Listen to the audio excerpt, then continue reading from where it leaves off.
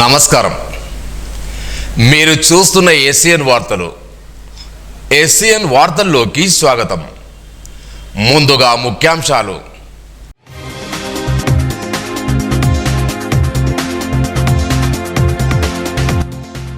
Congress party అభివృద్ధికి ప్రతి కార్యకర్త కృషి చేయాలి. మాజీ మంత్రి అల్లూరి ఇంద్రకరణ్ రెడ్డి.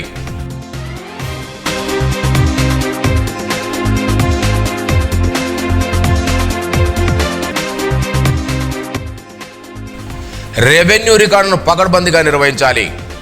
జిల్లా కలెక్టర్ అభిలాష్ అభినవ్.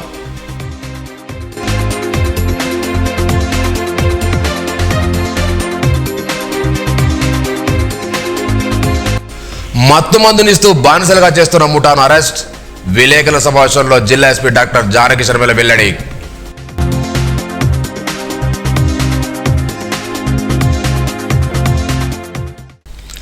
కాంగ్రెస్ పార్టీ చేపడుతున్న ప్రజా సంక్షేమ పథకాలను ప్రతి కార్యకర్త ప్రజల్లోకి తీసుకెళ్లి పార్టీ అభివృద్ధికి పాటుపడాలని రాష్ట్ర మాజీ మంత్రి అల్లూరి ఇంద్రకరణ్ సూచించారు. గురువారం స్థానిక ఓ ఫంక్షన్ హాల్ నిర్వహించిన నియోజకవర్గ కాంగ్రెస్ పార్టీ కార్యకర్త సమావేశంలో ఆయన మాట్లాడారు. ముఖ్య అతిథిగా పరిశీలకులు చంద్రశేఖర్ గౌడ్ హాజరయ్యారు. అనంతరం వైకిరెడ్డి మాట్లాడుతూ ప్రపంచంలోనే అత్యధిక డెమోక్రసీ కలిగిన పార్టీ కాంగ్రెస్ పార్టీ అని పేర్కొన్నారు. మరే ఇతర పార్టీలోని స్వతంత్రత కాంగ్రెస్ పార్టీలో ఉందని, ఎవరి అభిప్రాయాలను స్వీకరించి ఆ పార్టీ అభివృద్ధికి పాటుపడుతుందన్నారు. నియోజకవర్గంలో కాంగ్రెస్ పార్టీ కార్యకర్తలు నాయకులు సమిష్టిగా పార్టీ అభివృద్ధి కృషి చేయాలని సూచించారు. ఈ కార్యక్రమంలో డీసీసీ అధ్యక్షుడు శ్రీఆర్ రావు, రామలింగం, అజార్ తదితరులు పాల్గొన్నారు.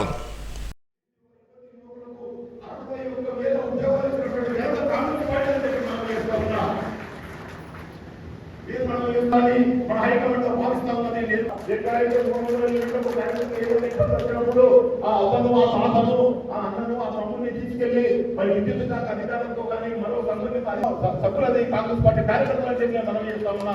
ఆ దిశగా మనం పార్టీ నిర్మాణం చేసుకోవాలా, ఆ దిశగా మనం పోవాలని మనం చేస్తా ఉన్నా. మాట మాట్లాడితే రుణమాఫీ సక్రమంగా జరగలేదు, రుణమాఫీ ఇట్లయింది అట్లయిందని మాట్లాడతామంటే పార్టీని ఏ విధంగా బలోపేతం చేయాలి.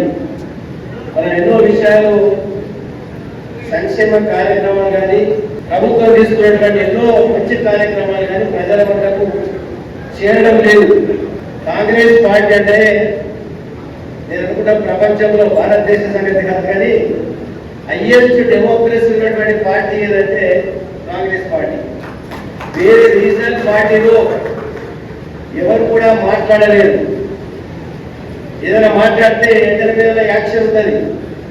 కాంగ్రెస్ పార్టీలో ఏది మాట్లాడినా దానికి పూర్తి స్వతంత్రము. అందరూ అన్ని రకాల మాట్లాడుతూ మనం ప్రెస్ మిత్రుల సమక్షంలోనే ఇక్కడ సమావేశం ఏర్పడేసుకుంటాం. రేపు రాబోయే రోజులలో విలేజ్ స్థాయి నుంచి మనం బలోపేతం చేయాలి.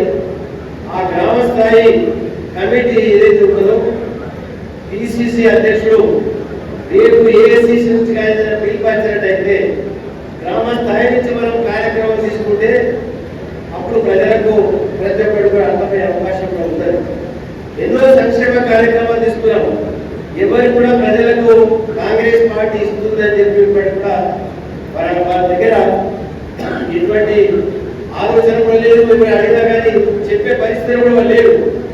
దాని గురించి మనము ప్రచారం అనేది చాలా ముఖ్యము. ఇప్పుడు ఏదైతే బూత్ స్థాయి నుంచి మనము బ్లాక్ స్థాయి వరకు జిల్లా స్థాయి వరకు మనం తీసుకెళ్ళగలిగితే పార్టీ బలోపేతం అయితే మనం తప్పకుండా ముందర అప్పరైట్లో మనం ఉంటాము.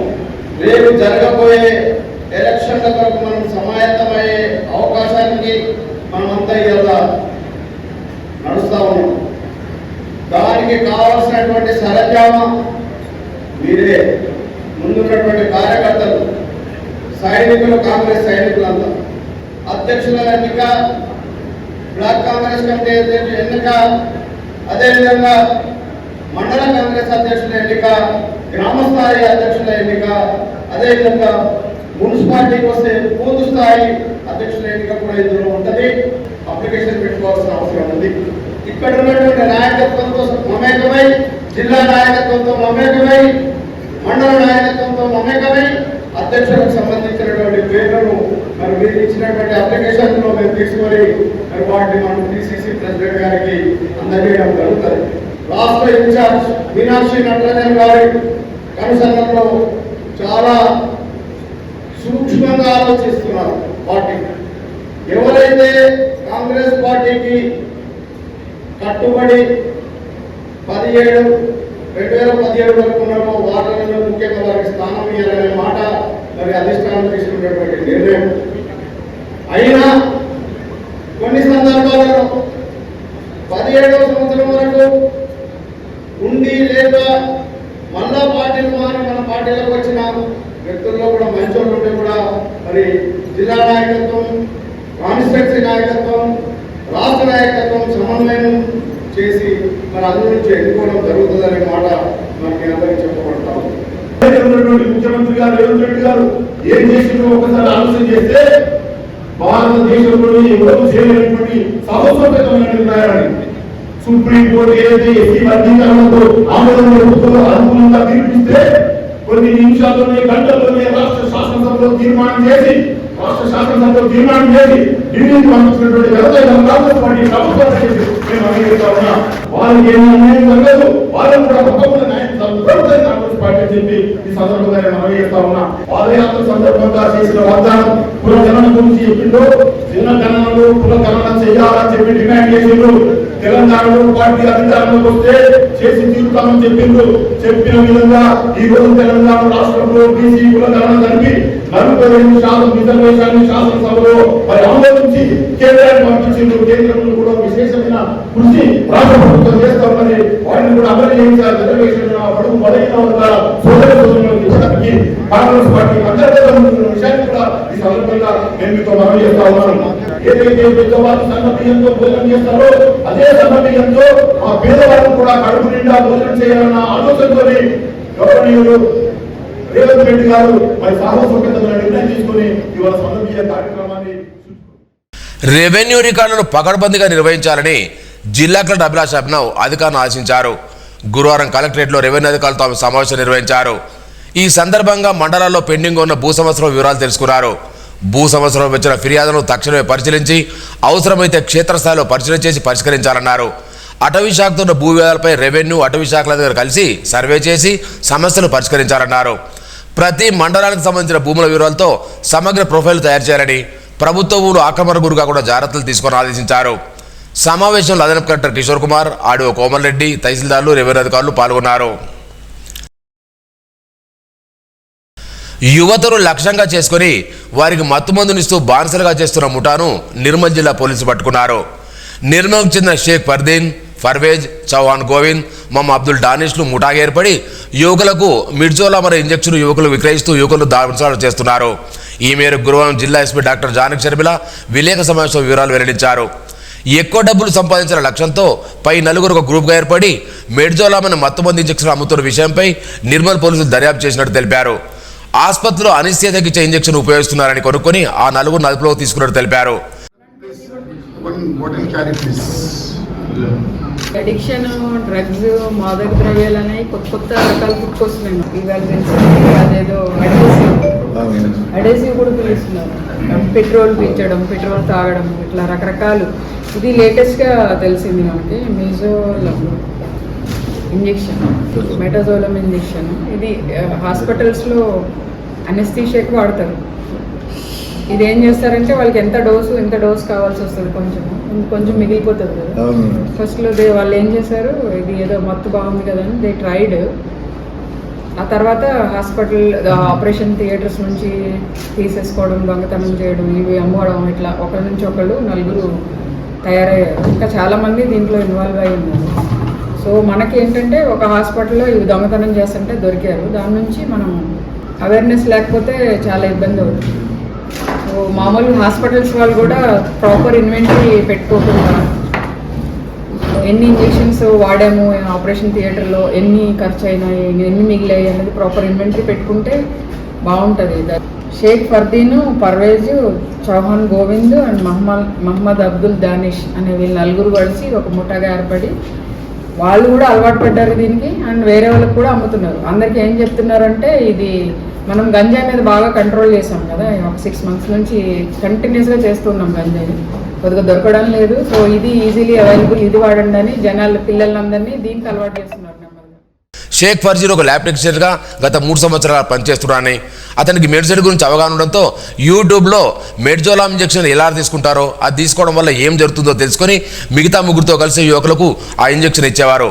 ఒక్కో ఇంజెక్షన్కి 500 రూపాయలు విక్రయించి వచ్చిన డబ్బులు నలుగురు పంచుకునేవారని తెలిపారు. ఈ ఇంజెక్షన్ తీసుకోవడం వల్ల గంజా కంటే ఎక్కువ మత్తు వస్తుందని యువకులకు నమ్మగలిపి దానికి బానిసలుగా సొమ్ము చేసుకునేవారన్నారు. నలుగురిని పట్టుకొని వారి వద్ద నుంచి 26 మెడ్జోలామ్ ఇంజెక్షన్లతో పాటు 10 సిరంజులు, 4 సెల్ ఫోన్లు జప్తు చేసినట్టు రిమాండ్కు తరలించినట్టు తెలిపారు. ఈ కేసులో చురుగ్గా పనిచేసిన ఏఎస్పీ రాజేష్ మీరా, పట్టణ CI Praveen Kumar, SI Naresh, constable Sai, నవీన్ను జిల్లా ఎస్పీ అభినందించారు. ఇది మా దృష్టికి వచ్చి దీన్ని వెళ్ళి మన Naresh SI and CI Praveen Kumar, మన ఏఎస్పీ రాజేష్ మీనా గారి ఆధ్వర్యంలో ఇది చేయడం జరిగింది.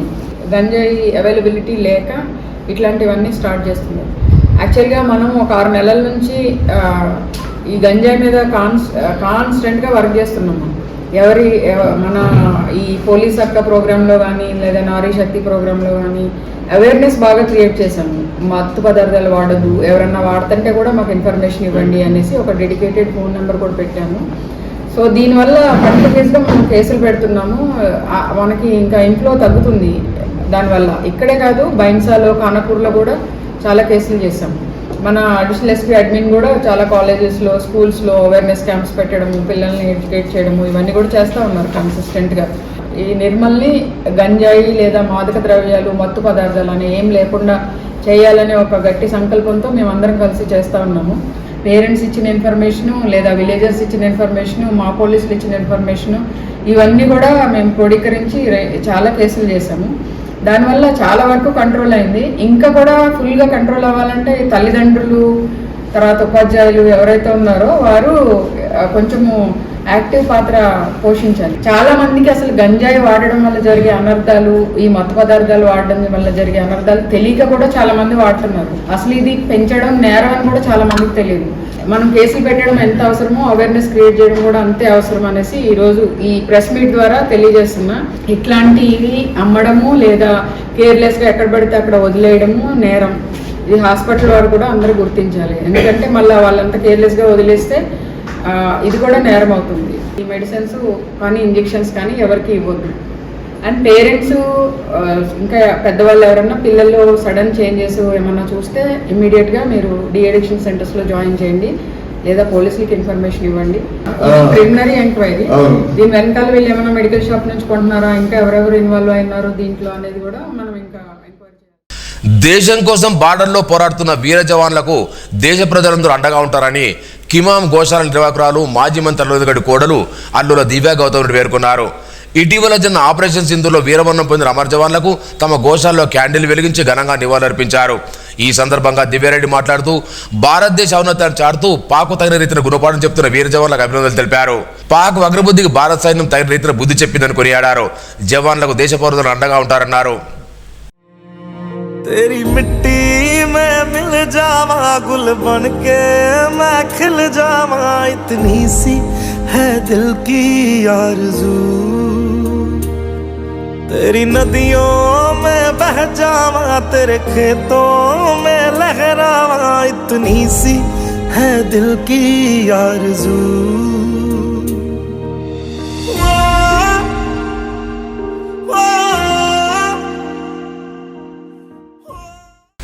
నర్సాపూర్జీ మండల కేంద్రంలోని డబుల్ బెడ్రూమ్ ఇళ్లను ప్రజలు గురువారం ఆక్రమించుకున్నారు. ఇళ్ల తాళాలు పగలొట్టి లోపలికి నిరసన తెలిపారు. తమకు ఇల్లు లేక తీవ్ర ఇబ్బందులు పడుతున్నామని, ప్రభుత్వం నిర్మించిన వాటిని ఇప్పటివరకు అందలేని వాపారు. పోలీసులు సంఘటన స్థలాన్ని చేరుకొని వారు నచ్చే ప్రయత్నం చేశారు. డబుల్ బెడ్రూమ్ ఇళ్ల కోసం తామంతా దరఖాస్తు చేసుకున్నప్పటికీ ప్రభుత్వం నుంచి ఇళ్లను పంపిణీ చేయకుండా అధికారులు నిర్లక్ష్యంగా వేరుస్తున్న మండిపడ్డారు. అర్హులైన వారిని గుర్తించి డబుల్ బెడ్లు వెంటనే పంపిణీ చేయాలని డిమాండ్ చేశారు. కాగా సాయంత్రం వాళ్ళకు ఆందోళనగా డబుల్ బెడ్లు ఉండడంతో పోలీసులు బందోబస్తు చేపట్టారు. ప్రభుత్వం అందజేసే వరకు డబుల్ బెడ్లు ఉండరాని అధికారులు సూచించారు.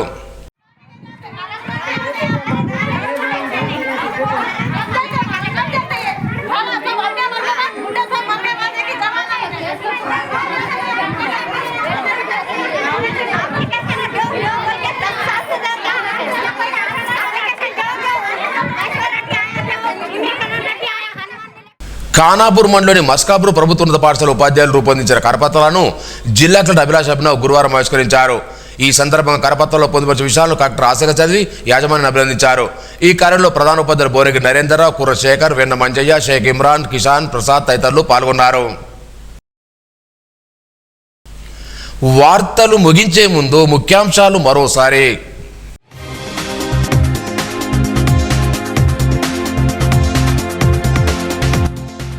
కాంగ్రెస్ పార్టీ అభివృద్ధికి ప్రతి కార్యకర్త కృషి చేయాలి. మాజీ మంత్రి అల్లూరి ఇంద్రకరణ్ రెడ్డి.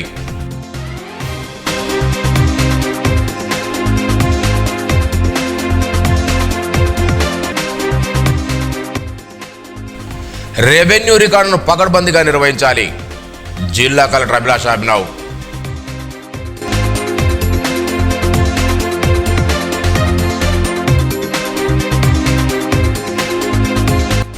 మత్తు మందునిస్తూ బానిసలుగా చేస్తున్న ముఠాను అరెస్ట్. విలేకరుల సమావేశంలో జిల్లా ఎస్పీ డాక్టర్ జానకి శర్మల వెల్లడి.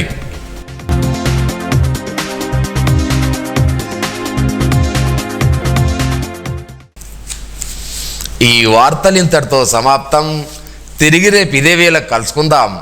అంతవరకు సెలవు. నమస్కారం. Audio Jungle.